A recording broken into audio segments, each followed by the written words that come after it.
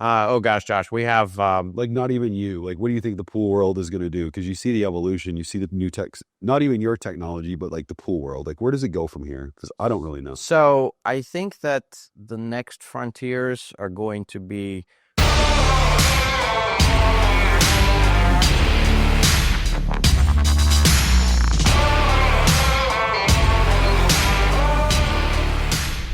So I sent Stacy a text because I've tried to check out, she's really good at using Claude, the AI. So I said, this is what I sent Stacy. interesting shit to talk about when it comes to electronics. With you, I said, can you do me a favor and ask Claude some good questions for me to ask Stan today? I'm on my way home to shower. I need a little help, so I'm prepared. This is at 8:11. It's 9:11 now. This is all I told her. I want to cover his life before pool attendant, but he made something that's revolutionary to the pool industry. We haven't seen this type of elite type of innovation in, I said, a decade, which probably your innovation is probably one of the best innovations since Polaris 280s, because we can actually control our pool the way we want to control them. Because we were at a $500,000 project last night with Watts. You saw how I That was I will say, like, that pool, dude, is what I envisioned. Like, and then I didn't even envision that pool, right? Like knew it was going to blow your mind.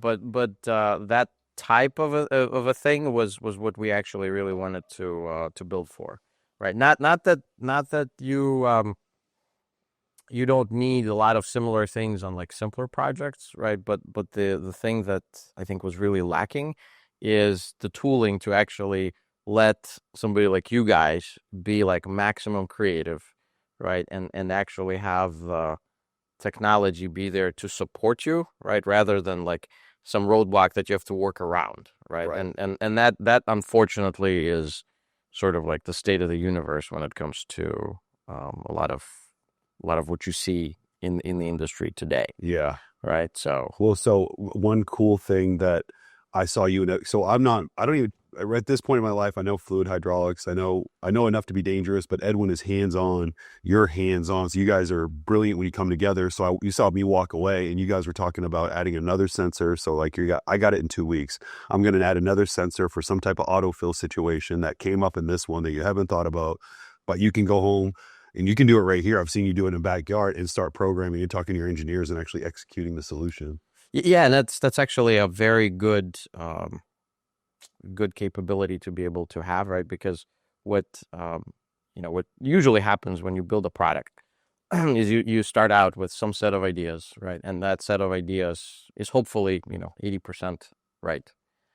But then very quickly you realize that there's like the missing 20%, right? Or maybe some other 20% that you never even considered. Right. And like what we saw with the stuff that you did on that particular pool, I've never seen a pool like that. We'll put the pool up right here.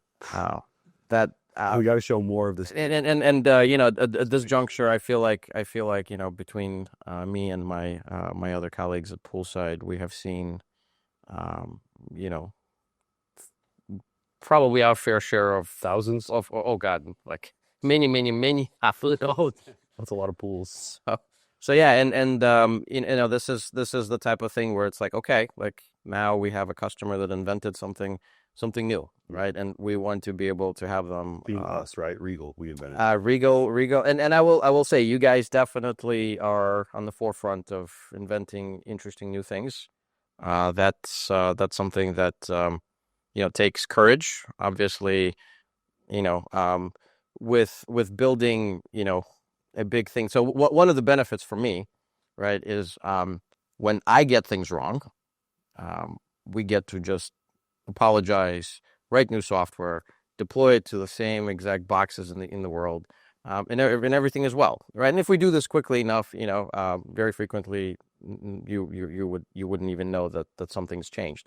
Now you, on the other hand, if you build something out of concrete and then you discover that that's not right, much harder to fix. And so I think the thing that you guys do that is really cool is that you are this unique combination of being able to do something new that isn't common, that isn't tried, and actually get it right on the first attempt. So I'll tell you, between you and I, there's definitely a jackhammer in that pool couple points, getting some things right that you would never know. But there's that rectangle is kind of a water shape. It's kind of like a piece of art floating in the yard, and it was complicated. But like you said, we have the balls to actually try it, figure it out. We're test filling that pool because I don't know if that's going to work.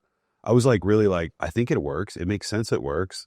I consulted with Chris at Great American Waterfall Company. He doesn't know it works. He draws it on a PDF and sends it over to me. He's like, what do you think? And I'm like, shit, I guess. And then we kind of work it together and then create a slit in front of, but that separates the two different bodies of water, but make the elevation just so that it looks like you can't see the spa.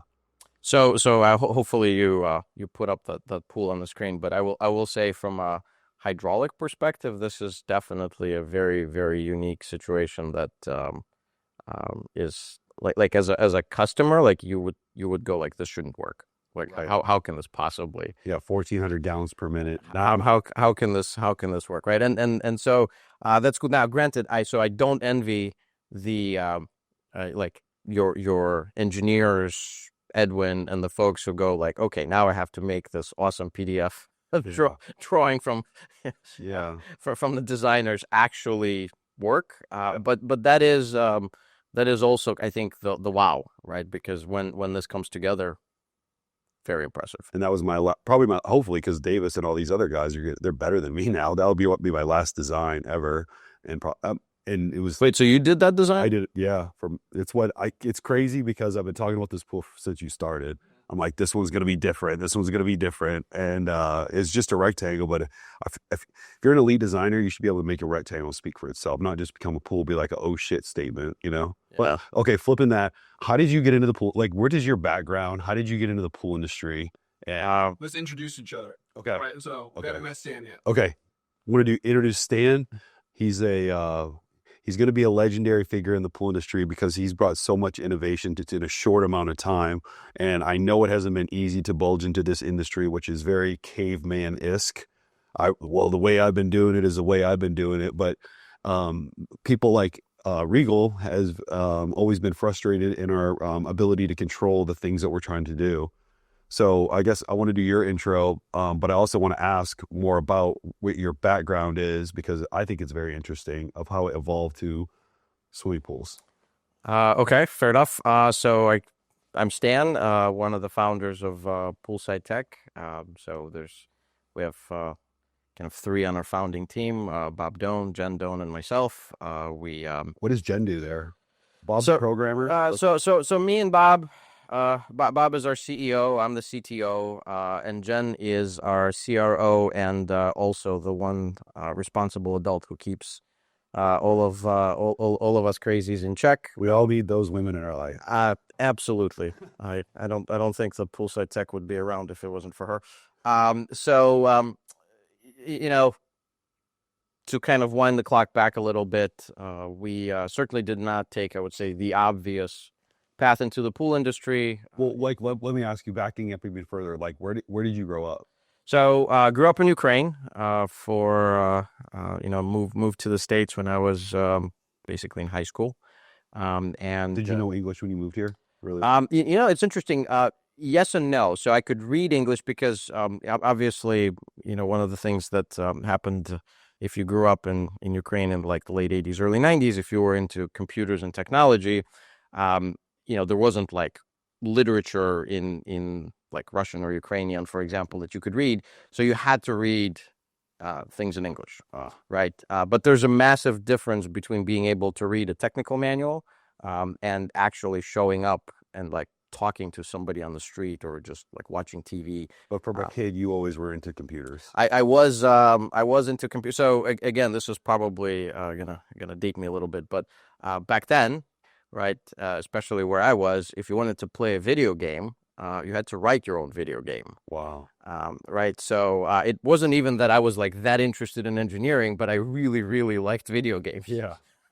And these naive Americans just don't get. I did not have the luxury of just a Game Boy or something like that and playing a video game. So, like my first version of Space Invaders, I sort of wrote that, right? And so that was. Did you have a computer at your house? I had an equivalent of like a Commodore 64, right, which again, is probably going to age me a little bit, but that was kind of what got me started. And obviously, when we got to the U.S., it was just kind of a mind-blowing experience in terms of all the things. And technology-wise, it was like, fast forwarding 30 years, 40 years, right? It was really. Did your parents move here for work? Or how did you get here? Yeah, they did. So we had some family in the States, and we ended up moving in '93 Where did you move to? to Chicago. Okay. And so I know it's not an obvious place to love as and call home, but you still do.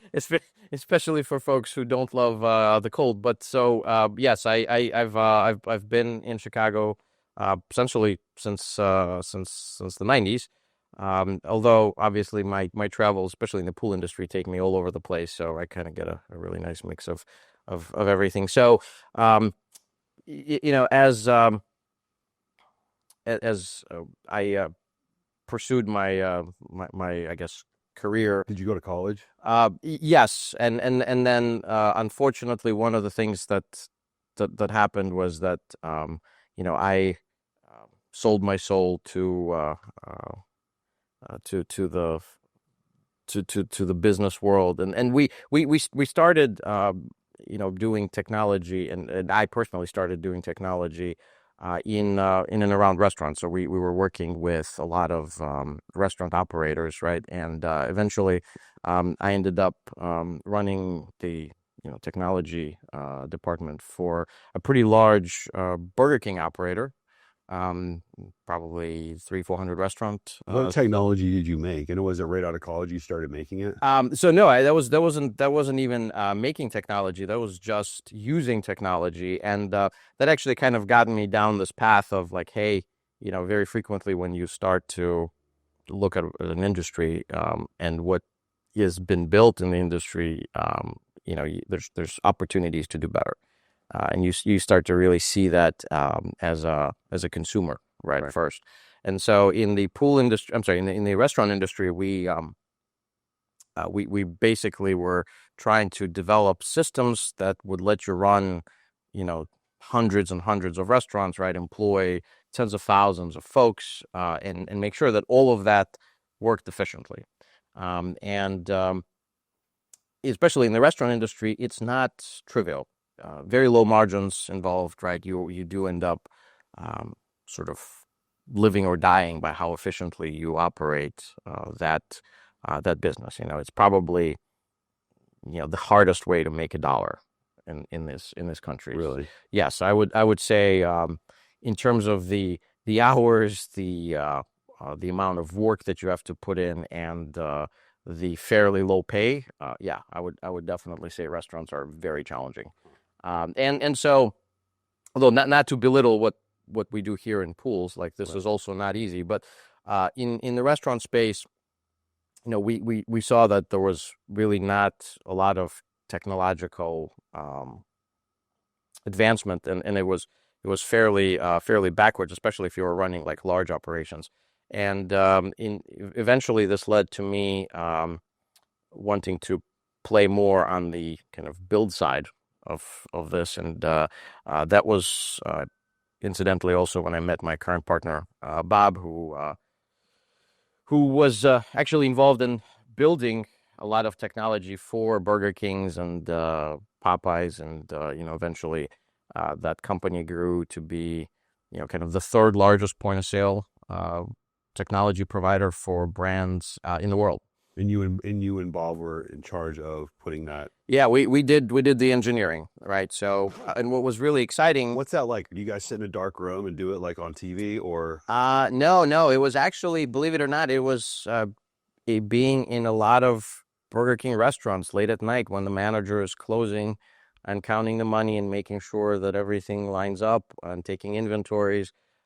So this pattern actually of us essentially parachuting in, really embedding with our customers and understanding what it is that they do, right? And Right, so you're like basically downloading what they're. Yeah, absolutely. Look, I've spent probably thousands of hours, in restaurants, right? Like literally being a cashier, Yeah. right? Because there's very, very few ways to learn something better than actually doing it, Yeah. right? And what I've always found is that engineers who sit in ivory towers, right, who basically try to formulate their opinions without really doing it, right, they tend to miss the mark. And we really enjoyed that process of like, hey, we're going to build something, and it also opens your kind of your creativity to be able to say like, hey, like here's these guys, right, and they already have a very full day, and now they have to spend 10 minutes every day, right, running around adjusting prices on the menu board, Right. right? Well, what if we could have a digital menu board, Right. right? And so one of the interesting things, for example, uh, with the point of sale company that we had was that we pioneered digital menu boards. So today, right, it's kind of table stakes, right? You go into, any restaurant practically, right? Certainly one with a counter, and you're going to see like this row of LCDs, right? And they're going to show you the delicious food and all the prices, and perhaps play like an advertisement or something like that Right. to entice you to eat the apple pie. Um, And you did that? so we actually pioneered this. We were the first ones to do this at scale at a large brand, right? And so Burger King and us pioneered that. We actually ended up installing menu boards in every Burger King, and it actually allowed us to also then slowly work our way from just the register system and kind of taking the money to like, hey, how do we run the whole restaurant, right? How do we make sure that the burger that you ordered is accounted for? And I don't know if you appreciate this, but in restaurants, every single sandwich that you order, right, is broken down into, there's a piece of bread, there's two slices of meat on it, one slice of cheese, some lettuce, tomatoes, right? And so at the end of the day, you actually count the tomatoes you've used, right? And they need to equal out to the Crazy. tomatoes you rung up, right? So it's like a spreadsheet for tomatoes. Well, yes, because it turns out that people will eat your tomatoes, steal your tomatoes, right? Just throw away your tomatoes. And, when your margins are 5%, Right. right, you can't afford to have the tomatoes be abused, right? So you must protect the tomatoes. Fundamentals. Yeah, and so what we ended up doing was we basically built this kind of almost like an ecosystem, right? Where if you were run a restaurant, you could come to us, and we would give you everything you need technology-wise to run the restaurant, from the thing that took the money to all the marketing like digital menu boards, and even things in the kitchen, right? That would control how your fryers work and your holding equipment and things like that. So it was interesting, and we learned a lot. That company ended up being, as I said, the third largest of its kind. Did you sell that as like a subscription that people that the Yeah, it was the enterprise sales complex. There's see. many different ways Okay, you don't have to explain it all. that gets paid for. But what I thought was sort of really interesting is the fact that um, it taught us kind of how you look at a complicated problem, right? And distill it into solutions that hopefully help your customer in really meaningful ways at all levels in their organization, right? So you want to be thinking about the cashier, you want to be thinking about the manager of that restaurant, right? You want to be thinking about the owner of the thing, and of course you want to be thinking about the consumer, right? The person that's actually coming in and eating the food.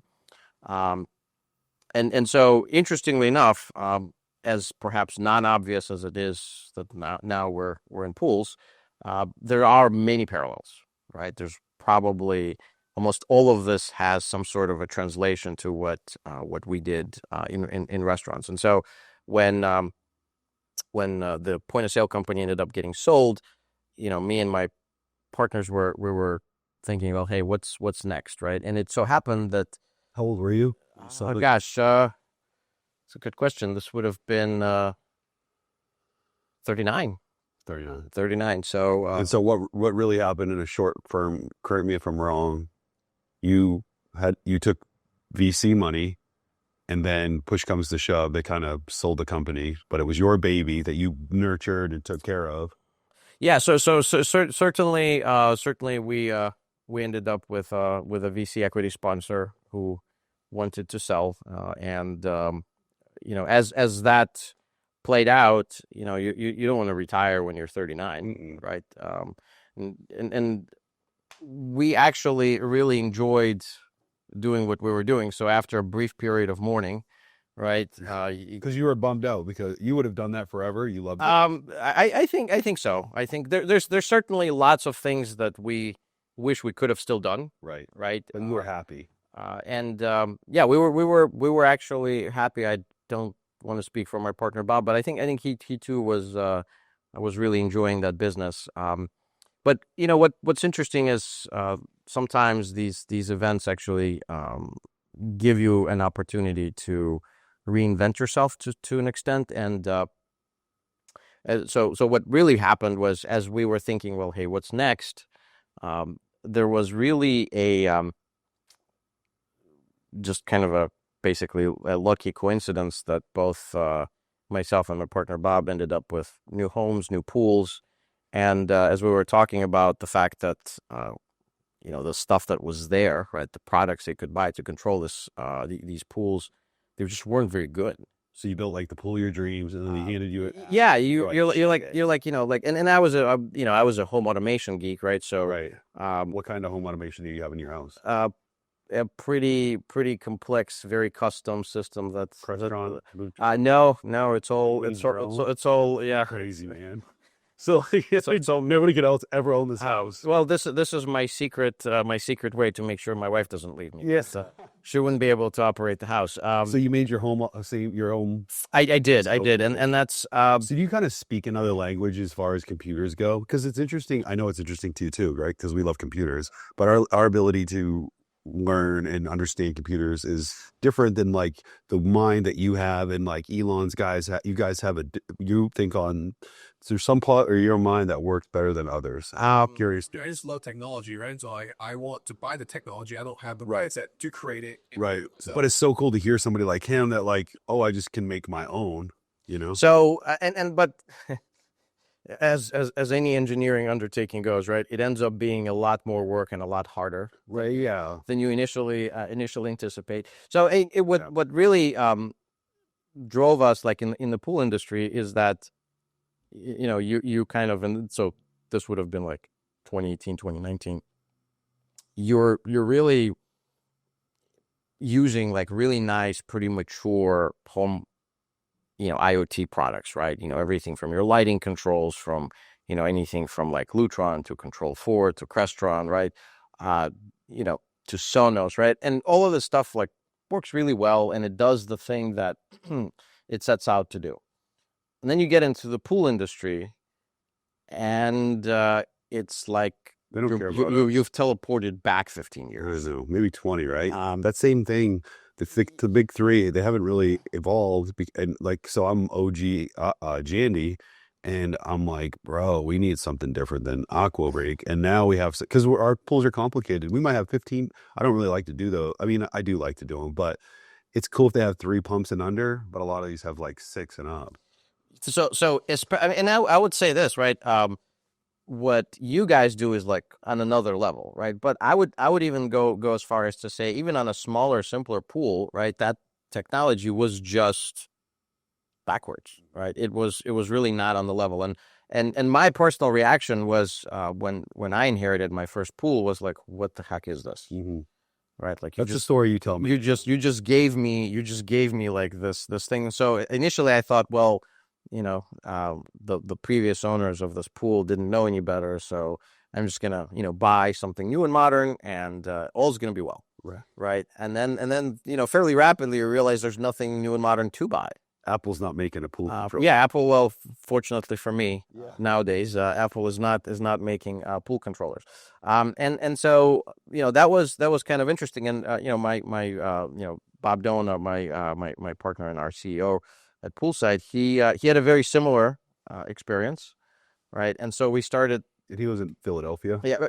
Yep. And he and I were kind of brainstorming and just kind of lamenting the fact that the thing you want like doesn't exist, right? And so we started actually digging a little bit deeper, and before we even incorporated well, right as we were incorporating Poolside, we ended up getting like, I don't know, like a dozen patents, right? For basic things that, you would think are self-evident, but really weren't being done, right? And that got us thinking, well, heck, like there's really something here, What kind right? of patents? Like, what are you So everything from how you hydraulically control the pool, right, to how you diagnose certain aspects of the pool, right? So, though, and interestingly enough, obviously a lot of companies file for patents and never do anything with them, right? This is actually a very common pattern with the big three, right? They've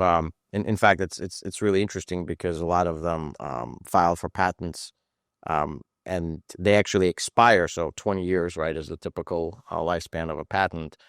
They will file a patent, let it expire, and never actually build anything using Is it. that a business tactic in a lot of industries?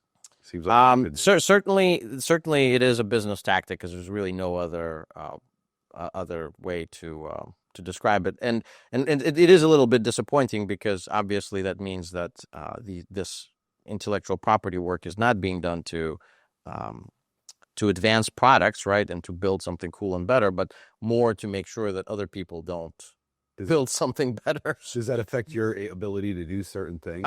You know what? It turned out that wasn't the case, and so as we looked at like, hey, what can you do in the pool space? It turned out that there was a lot, right, and it drew parallels back to restaurants, right? So, in the pool space, we have these different constituencies that you want to really serve well, right? Like you want to make sure that you build something super easy, super intuitive for the homeowner, right? Because realistically, pools are complicated, right? This isn't like a Nest thermostat that like a homeowner gets to slap on the wall. But they think it is. Right. That's what they're expecting when you hand it to them. Well, but ideally you want it to, in the end, be like that, right? And so you really shouldn't have an expectation that, your customer understands how like the plumbing in their pool works. We do a pool school. Jaden, Jaden well. Uh-huh. He'll go out there and meet for hopefully 1 hour, but sometimes 3 hours, and make them have a notebook and then go through everything. But do they retain it? I don't know. Probably not. That's why we have to have the pool attendant app, so that way they don't have to think about it. Well, I will tell you this. I think my wife is a very, very intelligent person, but she was just never interested in learning how the pool was plumbed. Right. Like on the list of things that interested her, that wasn't one of them. Right. And fundamentally, why should she? Right. Right. And so, what's really great if you design a product well, then it can abstract the complexity, right? You shouldn't have to understand, and especially on the pools that you guys build, right, where you have, 8 pumps, right, and a bunch of ways the water routes through the pool. And our moms, all they want to do is hit hot tub 104 so their kids can get swimming. Like that's it. And the rest of it, they're like it. And like waterfall, right? Yeah. Like, make waterfall happen, right? Like and so all of that is something that you really want to think about, right? For first and foremost, the products that existed before were, I like to say, by engineers for engineers, right? And that's just not how a homeowner is set to operate. And then, of course, the pool is complicated in other ways, right? You are spending a lot of money on the energy that you're using to move water and change the water temperature. You've got chemicals and water balancing issues, right? Most homeowners probably don't appreciate that if you buy a pool without the right technology, right, you're essentially walking into a bunch of chores. Yeah.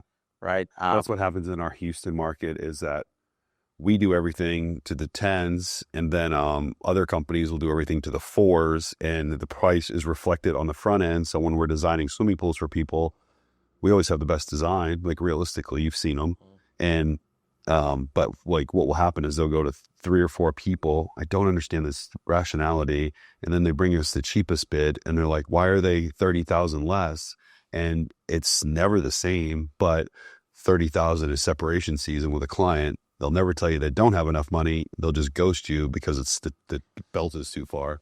Happens all the time, right? And you're just like, hey, well, we can set in the middle, but you still have to buy all these things up front, so that way in 2 years you're not ripping. Look, eventually you always pay for it, right? That's right. In some way, you always pay for it, and with pools, the thing that's really sort of like insidious is that you can save up front, right? But when you have that first leak in the pool, right? Everything is, Well, you've already, like, whatever savings you had, right? yeah. Whenever your maintainer, messes up the chemicals and Right. ruins your finish, We see a lot of deck settlings. right? Like People don't that, fix them. you've obviously not saved any money. So I look, certainly the first constituency that we want to serve is the homeowner, right? And then of course we have the pool professionals, right? So we have everybody who is building pools, right? We want to make sure that they are free to use whatever equipment that fits the application, right? So it was really fascinating to me that most of our competitors really try to lock in their customer into just their product portfolio, right? Not on merit, Yeah. right? Sure. Not because they made the best widget in every Right. category, right? But because they wanted to make it so that it's so hard for you to switch to somebody else. And why do they do that? So like, so their pumps hook up to different automations pretty seamlessly. Not your automation, but do they hook into the other computers seamlessly? Not really, no, Not really at all. no. And this isn't just so across all the categories of things, whether it's pumps or heaters or lights, or things that do chemistry like your salt chlorinators and things like that.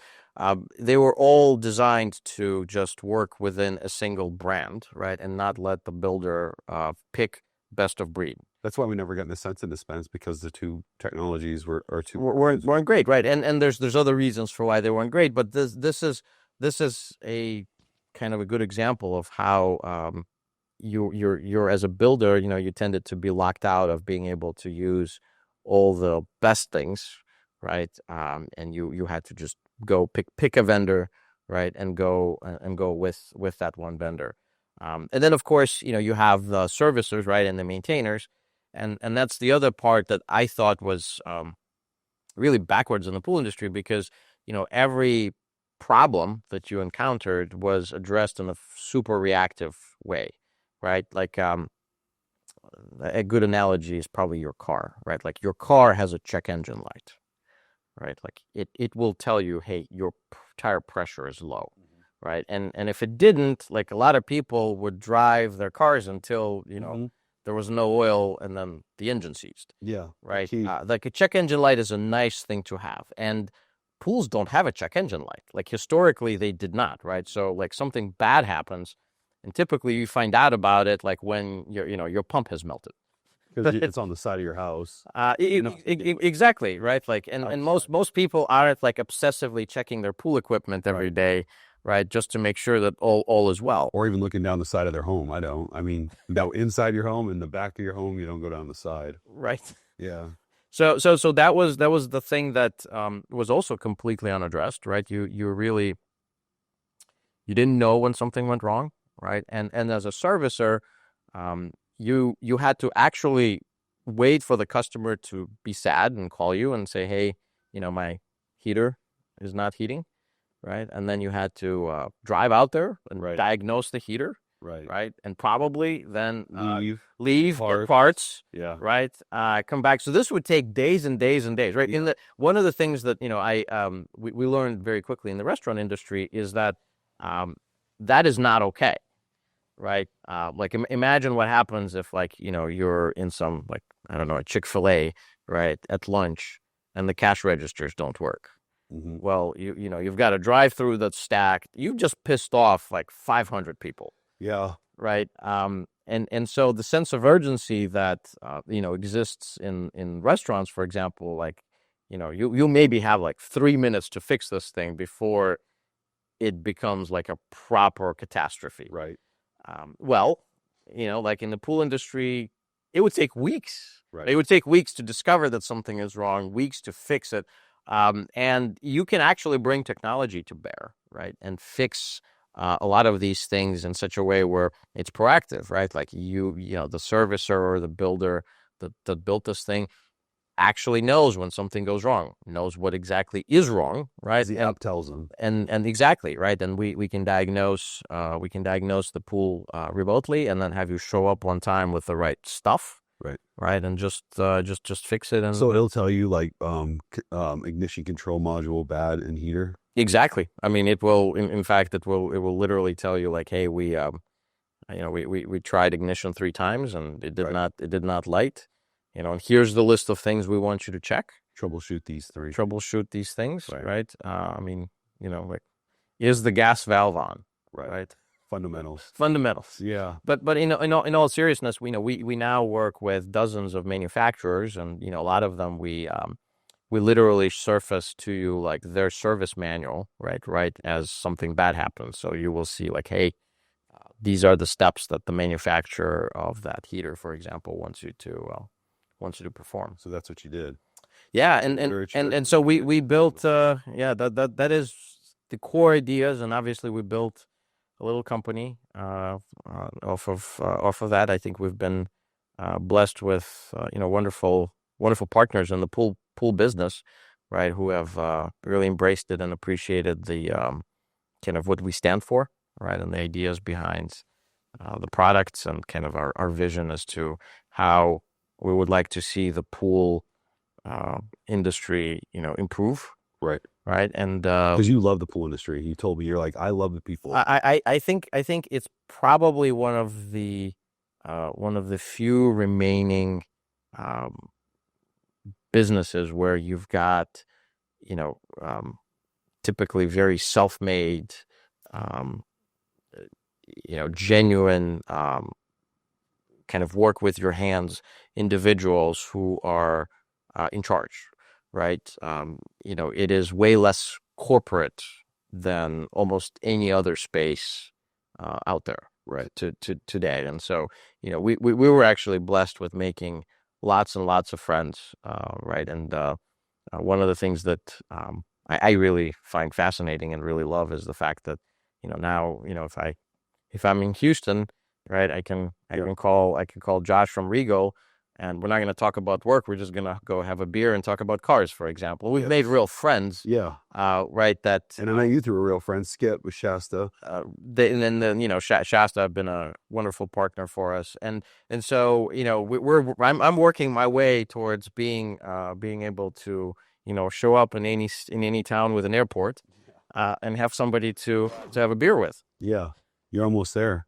So Skip, I met you because I go to Skip, who runs the largest sales probably department in a pool construction world, right? Like they have probably in the world.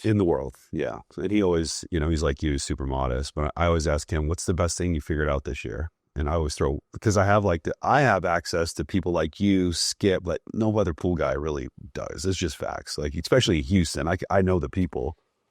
And so I said, what did you come up with? And he's like, pool attendant. I'm like, what?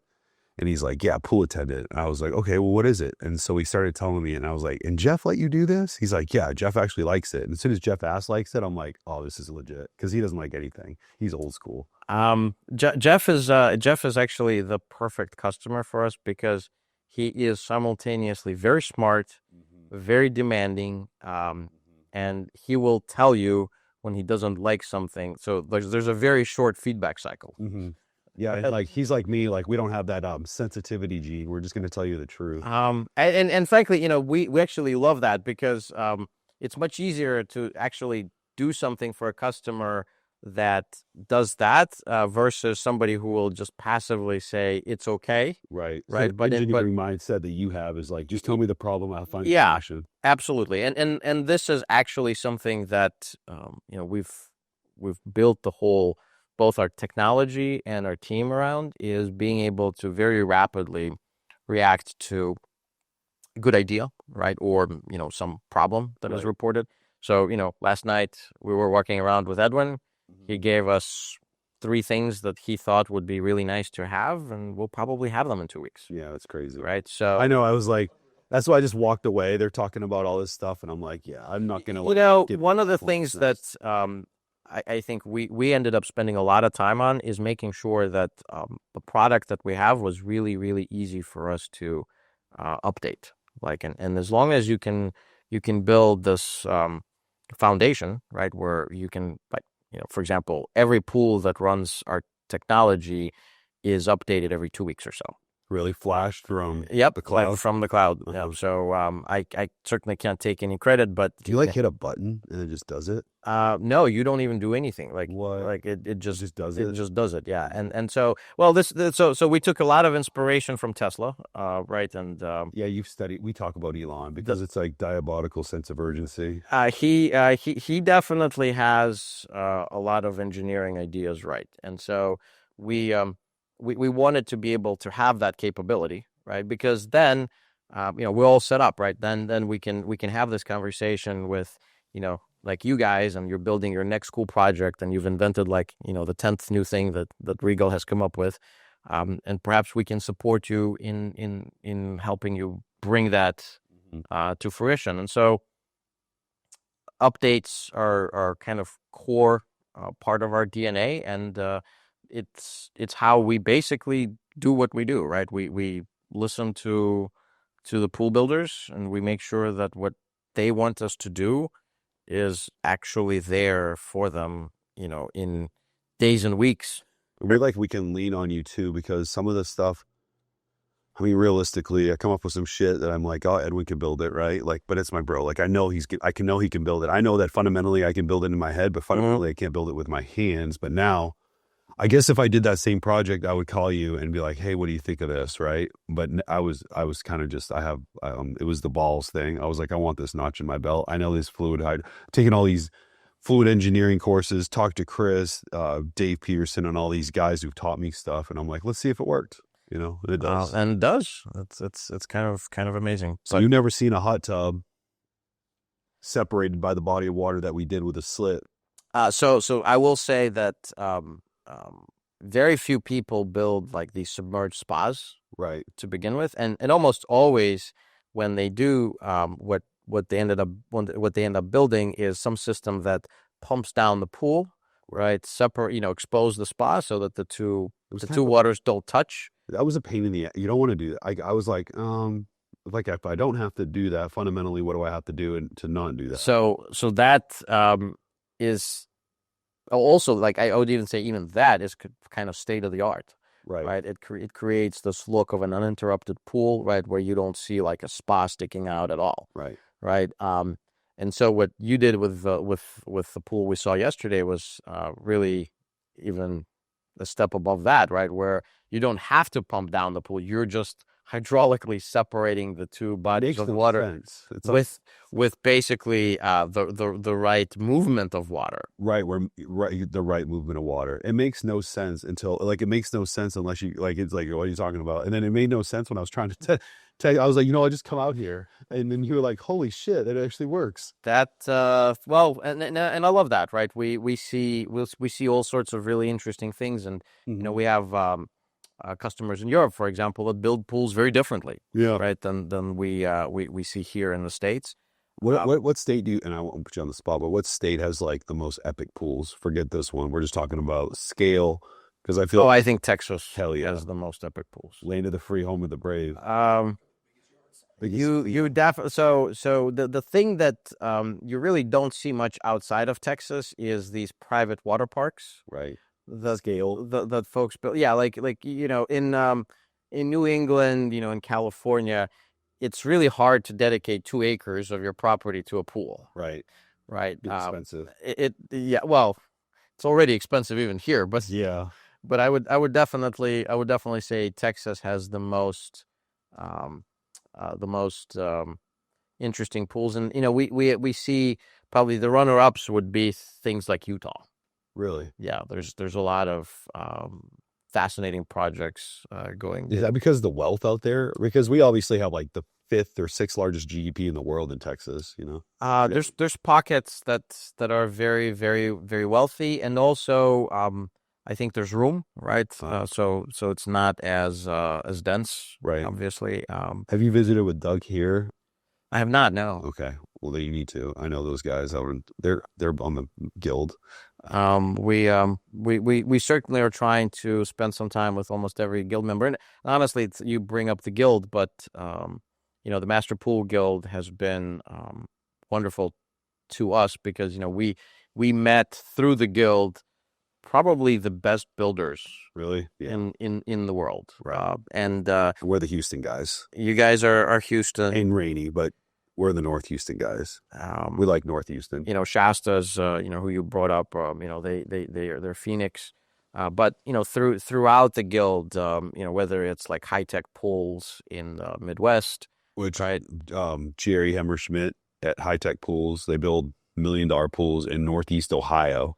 Like, who thinks that? Like, what does this guy do? And they too, just like you, they build very, very unique, interesting projects, and so we love being able to support that. Right? These are the things that make us make a better product.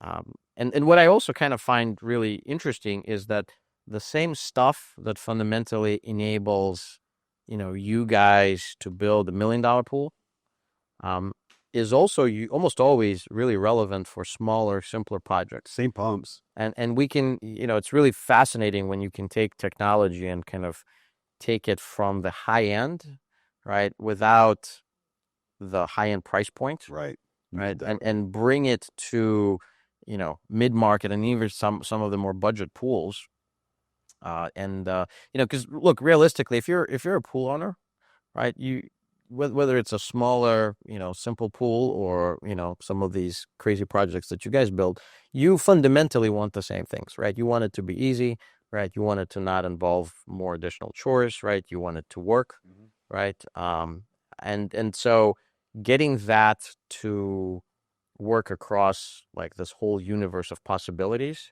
right? That's probably been honestly the most difficult part of building this product that we had, and it's great because every time that we do something, really different and unique with somebody like you guys, right? There's going to be 10 other smaller builders that get to take advantage of that as well on like their simpler projects. Right. So that's been the hardest thing, is because I know when I put it on my pool, I've got the dual screens, which I was like, this is sick, but you didn't need the slave one. So you're like, I'm going to come out with one that doesn't have that. So that way you could put it on every pool. And we've actually, like over the last couple of years, we've been releasing new products, and we've built simpler, smaller versions of our system that are not, giving you less capability, right? But are just more price targeted towards towards simpler pools. It's the same code. It's the same software, exactly. So we actually think that's very relevant. What else have you come out with? So we've actually recently worked a lot on things like flow management. So one of the interesting things that kind of going back to the check engine idea, historically folks would build pools and they wouldn't really understand the performance of their pools, right? So it's very important to make sure that you're moving the right amount of water through that pool. Yeah. Right. And of course, pools are not static, right? What we like to do is the mathematical equations inside the office, which 99% of pool companies don't do.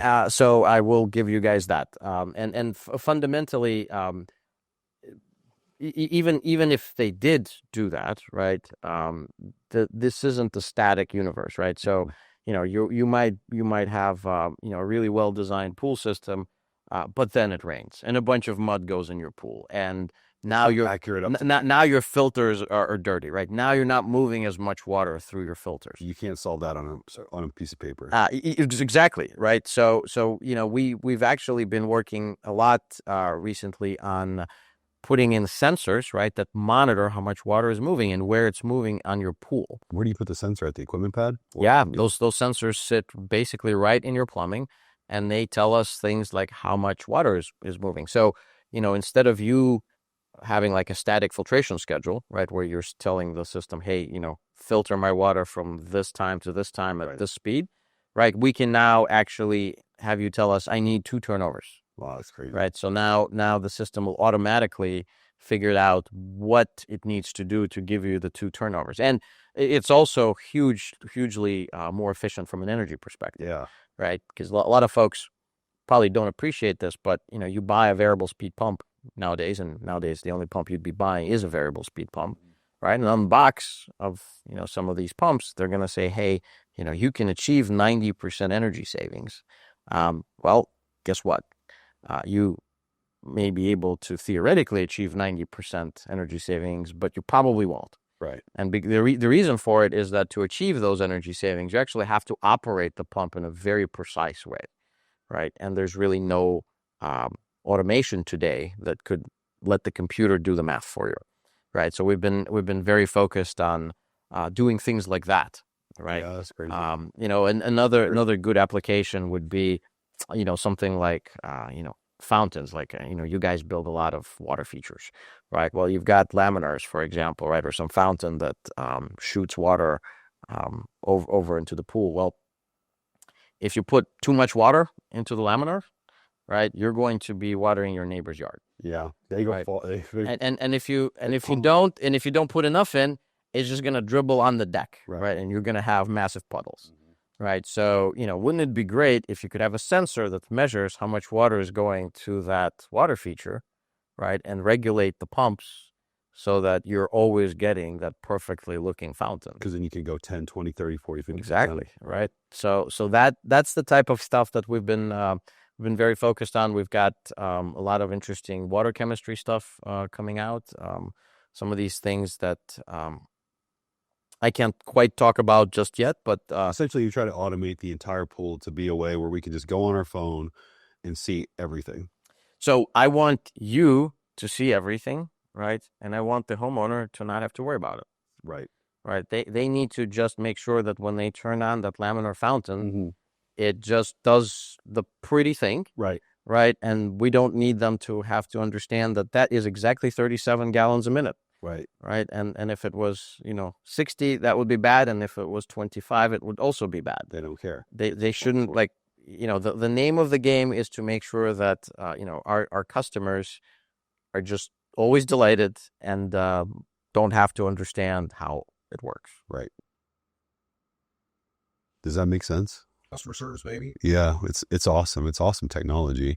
I think it's one of the greatest things that's come on in a long time. I'm not just saying that because you're here. I talk about it with clients. I think the technology is way ahead of anything else in our industry, and being able to unlock it like you are is awesome. It's just about how can you make their life easier? How can you enhance their life? It's just simplifying their automation system. I think those are the exact words that Skip uses, and Shasta really talk about enhancing people's lives. And it's not just words, right? Like this is something that you can really do. We believe the pool industry really was not served very well with the universe where you had 3 vendors essentially locking in all the choice. And the other thing which, I really think we're going to help with, and we are helping with, is we allow new vendors to show up and build new products, right? Because to a large extent, if you built the next greatest widget, right, whether it was like a heat pump or, a light or something like that, prior to us, as a manufacturer, you really couldn't sell your products because you're not in the sandbox, right? I want to paraphrase what you're saying. You buy a pool light, you can only work it with the automation system, the same brand as the pool light. That's correctly. Right. And so if you go to any of the existing let's call them incumbent pool manufacturers, right, and you say, hey guys, I know you make pool automation, I made this awesome light, right, can you please give your customers the ability to use my light? Right. They would not really stand for that. Right. And we actually work with dozens of manufacturers every year, right, on making sure that their new products can come to market and really be supported fully. So these are like startups essentially, and they come to you and they're like, hey, is this going to work? And you just help them with that. and that's All pool world only, or other stuff too? pretty. Right now, we're very focused on pool. Mm. But even in pool, there are just dozens of companies that historically would just not be able to make progress because of this type of lock-in. So the idea of giving a company like you guys the choice, right? The ability for these manufacturers to build, design cool new things. Right. That's really really powerful.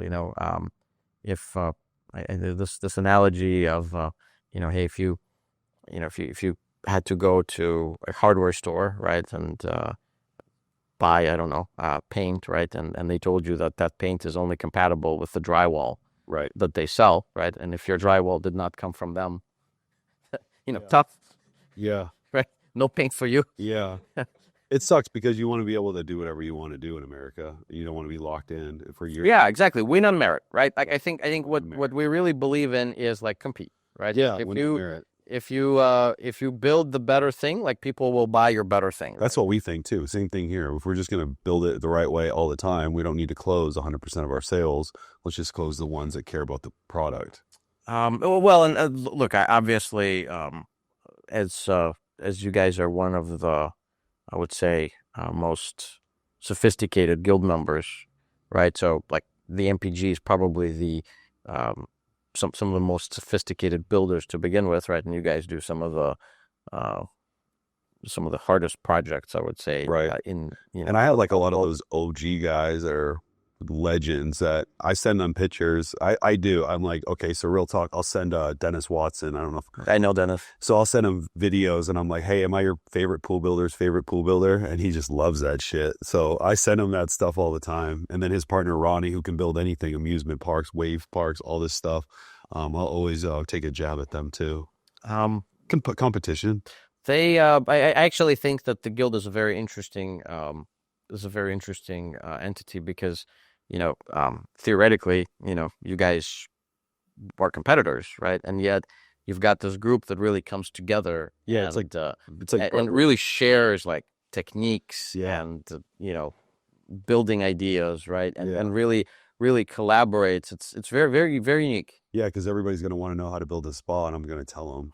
I don't charge them. I'm going to be like, this is how I did it. Go do it. I'm not sure that there's going to be a million of those spas built out there, but yeah, I mean, it's the execution of it is hard. Yeah, obviously, but the fact that you will actually share, how it's done is different, right? Well, I've seen in the pool industry, it's always like, this is mine. Like, I don't have to do this, but I do it for pool guys so they can learn more about you. So pool attendant can help them. But what I realize is like, if you give all the information away, it'll come back to you as a blessing in disguise. And I've been doing that for the past 5 or 6 years.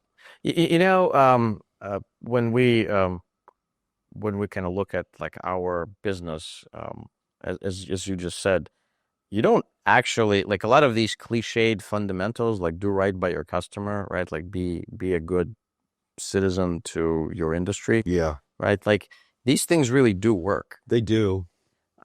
Maybe some of these old school ideas need to come back a little bit more.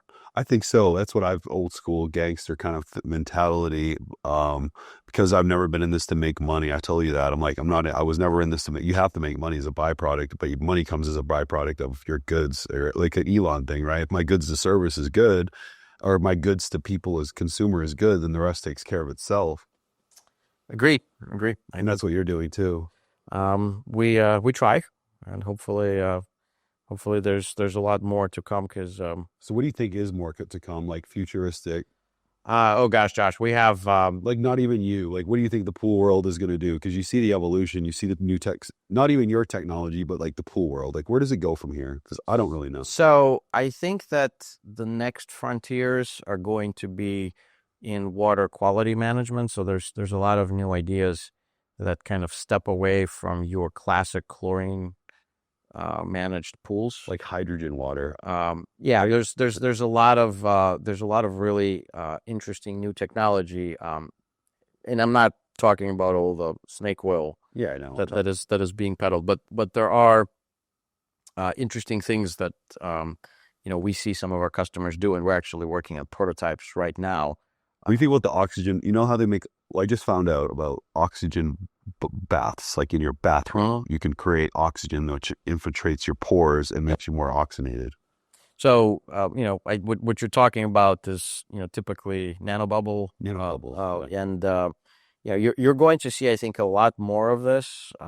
It's kind of interesting that you literally now have majors at university that focus on studying Right. nanobubbles and kind of It's crazy, right? the different applications of that. So the idea of it is the oxygen can penetrate your pores and make you Yeah, so it's like used in anything from hydroponics, right, Right. to now at larger scale. I think you're going to see this technology coming to pools, and I'm actually very excited because the guild is at the very pointy end of that research and being able to deliver that as products to the industry. So that will probably be quite different. I think there's a good chance 3-4 years from now, a lot of pools, especially a lot of pools like what you guys build. right. So eventually you jump in your pool and you're getting health benefits, not just Exactly. And you're not like going to shower after you swim in your pool, right? I see like biohackers, they're doing that oxygen bath in their bathtub, in their, so I see it, but you have to bring it to a larger scale to put. And the other thing is, of course, you need sensors. You need to be able to show that, hey, it's working, right? This is really happening. So we have a lot of interesting work going on in that direction. What about lights? How are we going to? Because I know you in your app you have DMX lights. Are we going to have cool lights soon? We're going to have very cool lights. So DMX means we did it last night. We use his automation with a PAL lighting. We can set up the music to work with the beat. Yeah. So look, like one of the really cool things, of course, you see in $10 Chinese light strips from Amazon. Yeah, we have those in my son's room. He loves like your kids can literally for $50 have like a light show. Yeah. And having like these lights thumping to the beat of the music, and it looks really cool. Yeah. Right. Well, like now, take that to the scale of your whole yard, right? And imagine kind of the pool party that you get to have with these better lighting experiences. And some of this is already possible. Right. I think that in the next few years, you're going to see a lot more in terms of, not just kind of color changing lights and changing those colors to music, right? But also the ability to animate, right? So you're going to actually be able to do that. There's a lot of interesting work being done on, kind of controlling your water features so that, a mini Bellagio type of a situation could be architected, right? And again, obviously, a lot of this is already possible. If your budget is unlimited, right? You can call crystal fountains and get whatever you want. For sure, right? Yeah. I mean, just like folks built Bellagio, right? You can do that. Who built Bellagio? I actually don't know which company did that. I think it was Crystal, but I don't know. That would be a good follow up. But anyways, so we do think that you will have some of this technology at a price point, right, where you can now do this in a residential pool, right? Because it sucks. We have bubblers and we just put 1.5 returns, and then it's just like it turns on and then it turns off. You can't do like bum bum bum. And it's So like imagine you just had like the slow. We'd have so many bubblers in our pools. Yeah, you could have like a slow wave on the. And then like these little things actually make it look way more interesting. Right. So I think there's really no shortage of ideas. So one of the things that is a little bit different about us, right, compared to a lot of the products that you've seen before, is that we are essentially never done. Right. So like as you get one of our systems, the idea is that 2 years from now, like that same system can do more. Right. Right. And, hopefully we have all these new tricks that we just talked about. Right. And they can just be retrofitted on existing pools. What's like one piece of advice you would give somebody trying to innovate in a fast-paced world? Because you're moving fast. So I was always, I would say design for change, right? Like that is the thing that is probably the only lesson that is completely universal here is that you need to be able to build whatever product you build, right, in such a way that you can very rapidly evolve it. Change. And yeah, as long as you've got that, I think You guys change every day. we do. Yeah, we do. So we do, and we tend to be fairly hard on ourselves. Like we always. Do you have hard time with your engineers computing that? Like, hey, we're gonna always have to change because a lot of people just want to stay in the same. We've been very, very fortunate. The team at Poolside is basically just folks who really believe that change is the constant. How did you find those people? Well, that's the beautiful thing of kind of doing engineering and building products for 20 years. You do Called your friends. you do make friends, and So you knew who the talent was when you started. we did, right, and I would say the core of Poolside has been with us since the beginning. We have a 0% attrition rate and turnover rate when in the company, and I think it really goes back to just believing, having those shared values, right? Of like, Yeah. hey, do right by the customer. Does mean unfortunately long hours, But right? that's the kind of game that you play with what you do. I don't know how to operate any differently, and I think we just try to surround ourselves with folks who kind of think the same. That's kind of how technologists are born, right? They just always. Well, look, I mean, fundamentally, like we were at a pool with you and Edwin yesterday till 9 o'clock, right? Like it's not like you guys take it easy. No, I had to leave. I was like, I'm going delirious. I gotta go to bed. So I was up at 4:45. Yeah, I think that's really just more about people who are driven to do their best, right, at whatever it is that they do, than really technology, Yeah. right? But we obviously try and make it kind of our ethos. I always Right. think like that. Like and you're the same. We probably already worked a lifetime work of hours, but it's I know I'm like only 41. You're not much older than me, right? So it's cool that to meet somebody like you who like gets that part of the life, right? In order to achieve something where you leave whenever the time is done, and you're like, man, he built something worth something. Well, you gotta love what you do, Yeah, right? 100%. And I think like what you guys get this real amazing satisfaction of, after months of work, you get to step back and look at something like actually materialized and going like, this is like going on Architectural Digest, Right. right? It is, and I know it even is for all you guys too. You're like, when it's done, you're finishing some badass ones now, right? But you had to wait a little bit until all these, because what happens is I was started working on that pool 3 years ago, like having dinner with the homeowner. I ended up building a hot tub for him and Telluride before I even actually started this project. And we had been talking about this project longer than that project. So it was all, and he would, yeah. And he let, yeah, we craned in a hot tub from, it's built into a mountain. And, he Telluride is just such a beautiful place. Like it's almost like almost anything you do in Telluride, you put that backdrop behind whatever it is you did. He bought a certain piece of property 20 years ago. He kept buying the property so he could create a big property in town that overlooks a mountain that has a waterfall in the springtime. So I'll show you the picture. It's incredible. I will say Telluride is probably one of my favorite places in the world. Yeah. It's mine too. I just can't afford it, but I go there to visit. Stay at his house. But that is a very, very cool town and a very, very cool mountain. Yeah. So what is your I guess what's your goal for this year as Pool Attendant? So we've got a couple of new products launching. So we're very, very laser focused on that, and they are all focused on kind of these themes that we talked about. So reduce chores, make it so that you guys can better diagnose things remotely. So you're going to see, us launching new things, and we really try to launch one or two kind of completely new products every year. So in kind of the January, February timeframe, we launched our smaller system, what we call the Mini, right? And that's been well, thanks for always giving us access early to this stuff. Well, that was last year.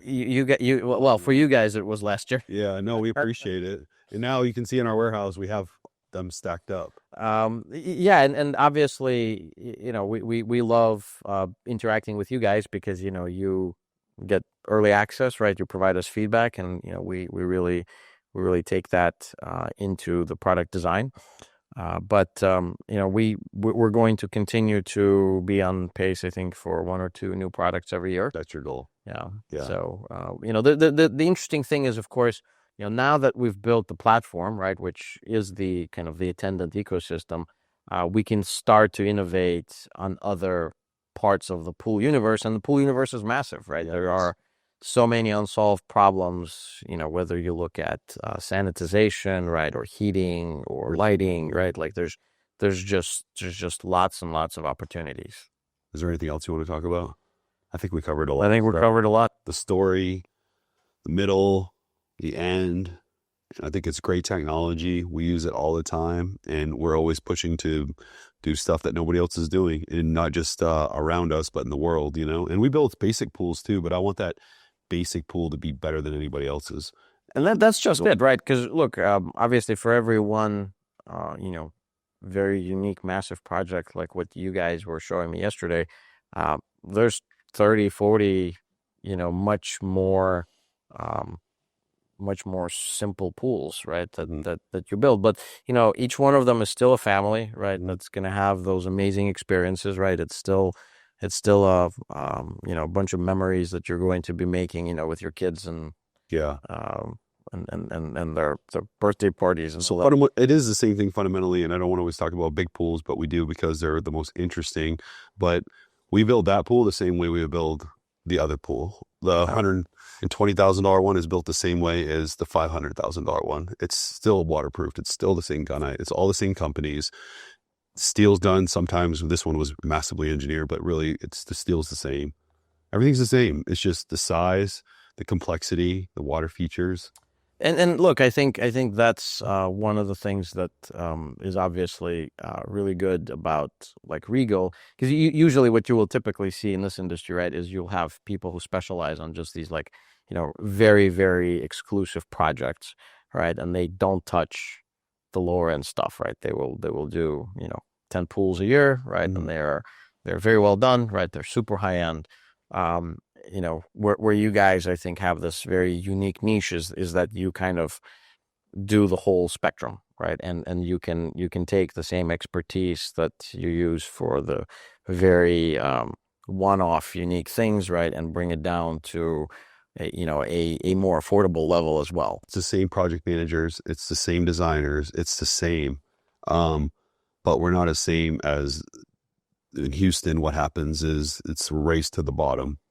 Who can sell it the cheapest so we can build it? Where I'm like, we're going to stick to our margins. This is what we know, and this is what we can do. We only need to sell 100 of them every year. It's been such a hard, obviously the no secret, right? The last few years have been difficult in the new pool construction business. As an overall country, right? Yeah, and then this isn't just Houston, right? Of Yeah. course, this is really. We've been even over the past few years, but of course 2023 we're way up, and so 2024 we went back down to reality, and this year I'm on track to do the same. And look, obviously, the COVID craze, I don't think it was actually healthy for anybody, right? Because you were just running around. We saved all of our money that we made, so a lot of pool companies just they will go out and buy trucks and stuff, and now they're gone, and now people are calling us to go fix their stuff because there was a lot of people that just started businesses. Yeah, well, look, it's a very challenging, tough business climate right now, but I also think that it tends to weed out, people who aren't very, very well set up to succeed in the business right quicker. Yeah, like our office. It's important to have an office infrastructure that can support all the stuff going on. Well, you spoke on it at the beginning, right? Yeah, I think that's really key. Yep. All right. Well, thanks for coming in. It's been an hour and 15 minutes, so appreciate you. Keep driving, keep making new shit, and we'll keep buying it. Thanks, Josh.